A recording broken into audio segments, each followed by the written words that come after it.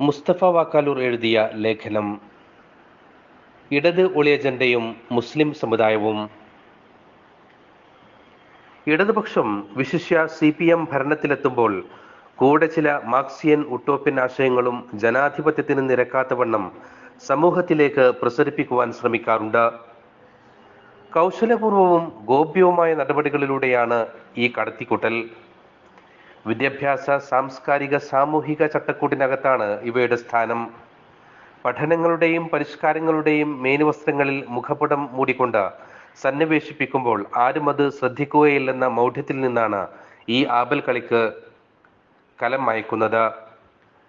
പിണറായിയുടെ രണ്ടാം ഊഴത്തിൽ ഈ കുൽസിത തന്ത്രം വലിയ അജണ്ടയായി നടപ്പിലാക്കപ്പെടുമ്പോൾ അതിന് പിന്നിലെ പ്രത്യയശാസ്ത്ര പ്രലോഭനം പരിശോധിക്കപ്പെടേണ്ടതുണ്ട്. 1967-69 കാലയളവിലാണ് ആദ്യമായി EMSന്റെ നേതൃത്വത്തിൽ CPM ഭരണത്തിലേറുന്നത്. 1957 ഒന്നാം EMS ഭരണകാലത്ത് CPM പാർട്ടി രൂപീകരിക്കപ്പെട്ടിട്ടുണ്ടായിരുന്നില്ല. അത് കഴിഞ്ഞ് 1980 ആറാം നിയമസഭയിലാണ് EK നായനാരുടെ നേതൃത്വത്തിൽ CPM ഭരണം പിടിക്കുന്നത്. ഉടനെ തന്നെ അറബി ഭാഷയ്ക്ക് കൂച്ചുവിലങ്ങിടുന്ന 3 കരിനിയമങ്ങൾ മന്ത്രിസഭ ചുട്ടെടുത്ത് നടപ്പിൽ വരുത്തി. 1967 മന്ത്രിസഭയിൽ വിദ്യാഭ്യാസം കൈകാര്യം ചെയ്തിരുന്നത് മുസ്ലിം ലീഗിന്റെ CH മുഹമ്മദ് കോയയായിരുന്നു. അദ്ദേഹം നടപ്പിലാക്കിയ വിദ്യാഭ്യാസ പരിഷ്കാരങ്ങളുടെ ഫലമായി ആയിരക്കണക്കായ മുസ്ലിം അധ്യാപകർ കേരളത്തിൽ അങ്ങോളം ഇങ്ങോളം വലിയ സാംസ്കാരിക രാഷ്ട്രീയ വിപ്ലവത്തിന് നന്ദി കുറിച്ചു. അത് CPM വോട്ട് ബാങ്കിൽ കനത്ത പ്രഹരം സൃഷ്ടിച്ചുവെന്ന് CPMന് വേണ്ടി പഠനം നടത്തിയ ഏജൻസികൾ കണ്ടെത്തി. അറബി ഭാഷയ്ക്ക് കൂച്ചുവിലങ്ങിട്ടുകൊണ്ട് മുസ്ലിം സ്വത്വ രാഷ്ട്രീയത്തെ തളക്കുകയായിരുന്നു അന്നത്തെ ഒളി അജണ്ട.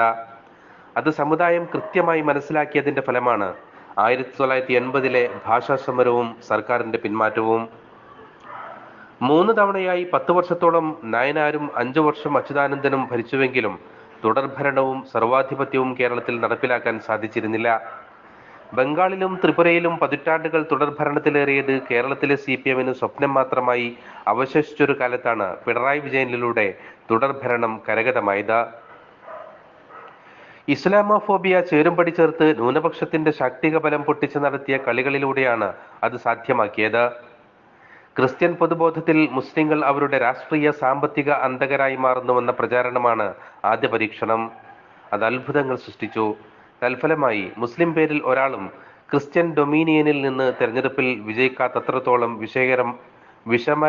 വിഷമയമായിരുന്നു ഈ അകൽച്ച.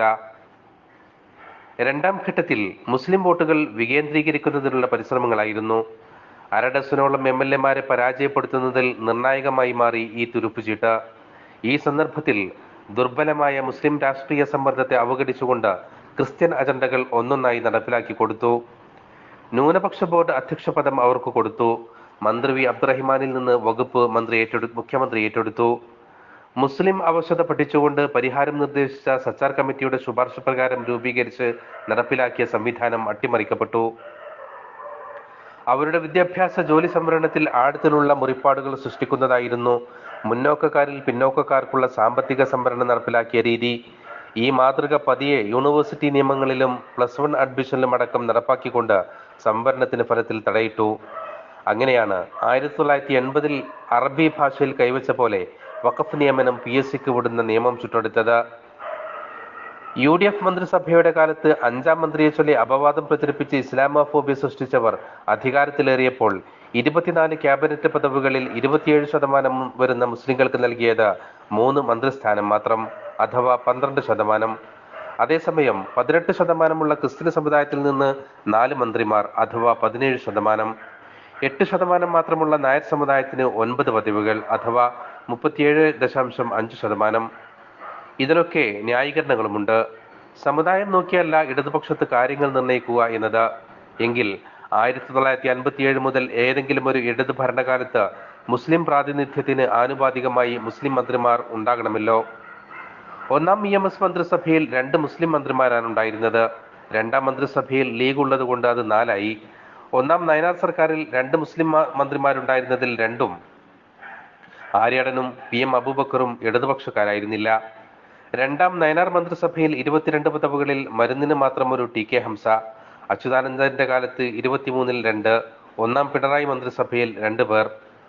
ഇതൊക്കെ ഇപ്പോൾ പറയുന്നത് രണ്ടാം മന്ത്രിസഭ അധികാരമേറ്റ ശേഷം നിഗൂഢമായി നേരത്തെ നടപ്പിലാക്കി വിജയിച്ച അജണ്ടയുടെ ബാക്കിപത്രം കൂടി നടപ്പിൽ കൊണ്ടുവരുന്നുവെന്ന് തോന്നിയതിനാലാണ്. ചില വൈകാരിക വിഷയങ്ങൾ നടപ്പിലാക്കാനുള്ള ശ്രമങ്ങളാണ് ഇക്കൂട്ടത്തിൽ മുഖ്യം. വഖഫ് നിയമനം PSCക്ക് വിട്ടത്, ശ്രീറാം വെങ്കട്ടരാമനെ കലക്ടറാക്കി നിയമിച്ചത്, സ്കൂളുകളിൽ ജെൻഡർ ന്യൂട്രാലിറ്റി കൊണ്ടുവരുന്നതിനുള്ള ശ്രമം മുതലായവ ഇക്കൂട്ടത്തിൽ പെടുത്താം. മതവിശ്വാസത്തിന് നേർവിപരീതമോ വൈകാരികത ഉണർത്തുന്നതോ ആയ, നടപ്പിലാക്കാൻ കഴിയില്ലെന്ന് ഉറപ്പുള്ള ഇത്തരം വിഷയങ്ങൾ സമൂഹ മധ്യത്തിലേക്ക് എടുത്തിടുക വഴി മുസ്ലിം സംഘടനകൾ എതിർപ്പുമായി വരും. പേരിന് അവരിൽ ചിലരുമായി ചർച്ചകൾ നടത്തും. സമുദായത്തിൽ പരമാവധി ചേരിചേരുവുണ്ടാക്കിയ ശേഷം നിയമം പിൻവലിച്ചുവെന്ന് പ്രഖ്യാപിക്കും.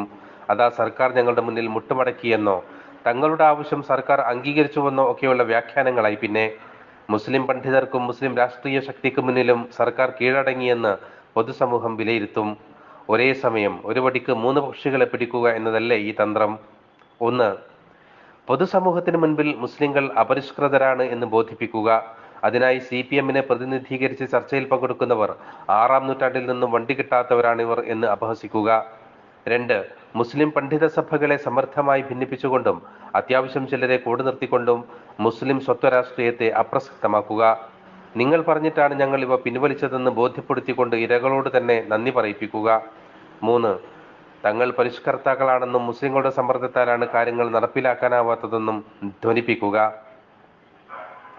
ചുരുക്കത്തിൽ കേരളീയ സമൂഹത്തിന്റെ മുൻപിൽ മുസ്ലിങ്ങളെ പ്രതിവാജ്യമായ രീതിയിൽ ഒരു ഭീതി കൊണ്ടുവരുവാനുള്ള ശ്രമങ്ങളാണ് ഇവയെല്ലാം.